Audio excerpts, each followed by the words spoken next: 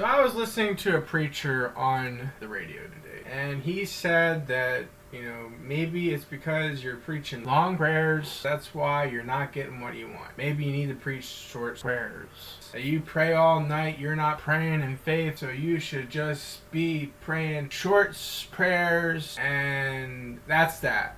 Okay, now I was just had a good conversation with God, and I felt at peace, and then I heard this sermon. I'm like, wow.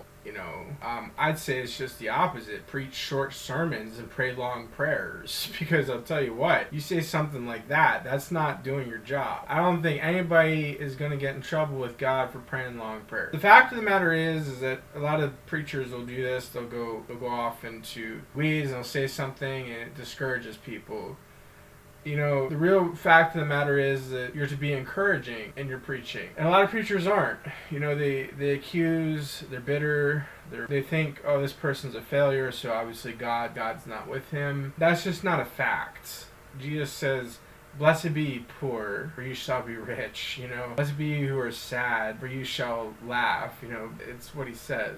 We have a God that uplifts the downcast. And as a preacher, it's your job to help encourage those who are suffering, not take their failures and use it as proof against them or witness against them that God is really not on their side. Because I'll be honest with you, I see Kim Jong-un. If that's the promise, then man, Kim Jong-un must be a pretty good person, or Putin too, or Z. They must be great people. And I see some very poor folk every day. They must be scum of the earth because, obviously God doesn't love them because they're poor.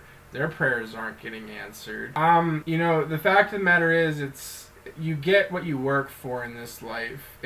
Prayer has nothing to do with your life here. You work, you get it. Unless there's some sort of corruption that stops it, and you as a Christian are supposed to unburden that captive who is being oppressed by the oppressor. You're not supposed to be the oppressor. So, like I said, pray long prayers and speak short sermons, because every time I see someone go over that 15-minute mark, I just know there's folly coming. You're a very, very, very, very, very good one, like J. Vernon McGee. He could spend an hour on a sermon and not waste a single word, but although sometimes he did,